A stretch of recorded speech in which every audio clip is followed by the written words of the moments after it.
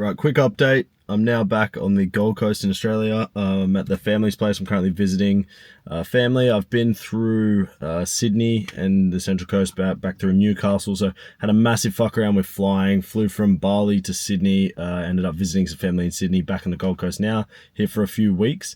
And the topic of today's video is the importance and some strategies around staying motivated during some troubling and tough times in business, particularly. As you guys know, and as I've discussed in some of my recent videos, I've been broke 3 times, had some massive debt and massive court cases and just big struggles in business as I was developing and as I was continuing to grow my business and develop my strategies.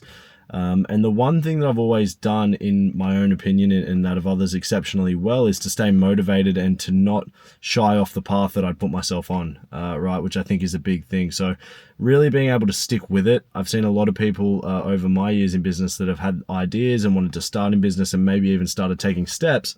But as soon as things get rough, those steps often tend to go out the window. So there's a few sort of strategies that I want to discuss and the things that have helped me. Obviously, I can only speak on my own experience and everyone is different. So for me, one and probably the most important thing has really been, in my own mind, burning the bridges, but in reality, making sure I still had some strategic options available to me. So what I mean by that is, when I really decided to go all in on my business, in my mind, I really did take the time to sit there and analyze and decide, once I do this, there's no going back, and essentially burn the bridges and tell myself that there's no getting out of these decisions, right? You have to be very firm with your decisions. And to this day, I don't feel like there's any other option for me other than business. I really don't believe I'll ever work a job again. I mean, I'm only 22. That's a big call to make, and you never know what life has in store. I understand that, but it's really just doesn't feel like an option for me. I know that it is an option, and I do have strategic opportunities in the way that there's work that I'd be able to go and get if everything went so terribly bad, and I got all the way down to plan Z and I had to get a job. I could get a high paying job tomorrow that would pay well and pay the bills, and I'd be okay, but I just don't really think that's an option for me. And getting rid of the idea of having those options sitting there waiting for you is obviously it's naturally going to remove any sort of urgency to take those options. Right, so that's the biggest thing for me, is that I've always felt like there's no other option. I need to make it work. And so when it's not working, you're not going to go and jump over to the next shiny thing. You're going to figure out how to make it work, right? So number one is really burn the bridges, decide what you're going to do and stick with it. Obviously, overcommitting is a problem in itself. I'm not necessarily saying that you can't re-strategize and adjust and be flexible, because, if you decide you're going all in on a terrible business and it goes horribly, you don't want to be stuck in it for years because you don't want to give it up. I'm somebody who has done that exact thing, and it's bitten me in the ass as well. So stay strategic, but burn the bridges. All right. And the next thing is reminding yourself why you're doing it in the first place, and really knowing what that is before you start. Starting a business seems like a great idea on the surface, but it's not as easy as it looks, right? And so a lot of people decide, I want to be a business owner and I want to own my own business, but they don't really know why. Is it location freedom, time freedom, financial freedom? Is it that you think that you want to be able to just not work as much, so you got to have your own business? Because I can assure you, if you want to have a thriving business and continue to scale, you're not going to be able to work less. You're not going to have the flexibility that you want. I mean, I suppose I can now, after years and years, be a little bit more flexible in my time schedule, but I still have to work an absurd amount to keep my business growing. So understand why you want to be in business in the first place, and don't just dive in because it seems like the best option. In my opinion, sure, it is the best option in terms of a career path, or a development in your financial status and career is to start your own business and grow it. But that's in my opinion, and it's not for everyone. So analyze that.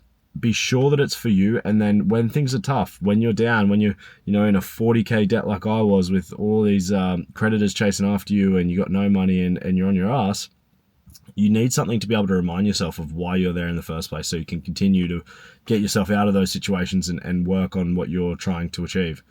Right, so burn the bridges, know why you're doing it, and have an idea of how you're going to do it, and continue to remind yourself of that. And the third best piece of advice that I would say in terms of staying motivated is, and many of you have probably heard this before, and it's a widely spoken about concept in terms of particularly male psychology, because we're known to have some, egos that may outweigh ourselves. And that is to not talk and tell people all about ideas that you have if you're not intending to pursue them in some way. So what I mean by that is, don't tell people as a solid. It's one thing to say, to talk about an idea that you have, right? So, oh, I'm having this idea about this. I don't know how I'm going to do it yet. I haven't strategized about it. I haven't thought about it. It's just an idea that I have. If there's for some reason you're sharing an idea like that, that's okay. That's one thing. But you see this all the time. And me, somebody who I put out a lot of content now in terms of business advice. So I obviously get a lot of messages. And when I see people, I might run into people who I haven't seen for a long time. And the first thing I hear, oh, I'm starting this business and it's going to be this and it's going to be great and it's going to this, and this, and this is how I'm doing it. This is what I'm starting. This is it. 2 months later, hey, where's the business at? How are you doing with everything? Is there anything I can help with? How are you traveling? Oh, I haven't really started yet. I'm kind of just still thinking about it. And so what you're doing in that situation is you're getting that sort of dopamine hit and that feeling of validation based on your idea. But you haven't actually started the business. And this is just going to essentially put yourself into a negative gearing mindset where you're giving yourself these false dopamine hits. But naturally, that's going to actually kill the motivation because you're not doing what you should to get that. You're still achieving the goal without putting in the work. And so then in theory, you don't need the business. You can just keep talking about it forever and you feel fantastic because you're such a smart businessman who has these great ideas. Right, so I think in terms of motivation, that's a massive killer because on one hand, yeah, you feel fantastic because you've just told someone about these fantastic business ideas that you have and you're so respectable and you're such a great businessman, but you haven't actually done anything and you're not going to actually get anything done. Oh, look at this. Right, so they're the three main things that I would say. Burn the bridges and make sure that you aren't, over chatting about the businesses that you're thinking about starting. Continue to remind yourself why you're doing it, how you're going to do it, and stay just 1 foot in front of the other, because these tough times, I know so many business people, particularly young business people that have started out and gone through the yards. And if you don't stick with it, it's never going to grow. The grass isn't always greener. You really have to stay committed and continue pushing forward so as to continue growing your business. So if this has helped, please drop a comment, like, and subscribe. Comment any questions that you have for further videos. As I've said before, the whole reason I'm making these videos is just to help out a little bit with the understandings that I've got and pass on a little bit of what I've learned over the years.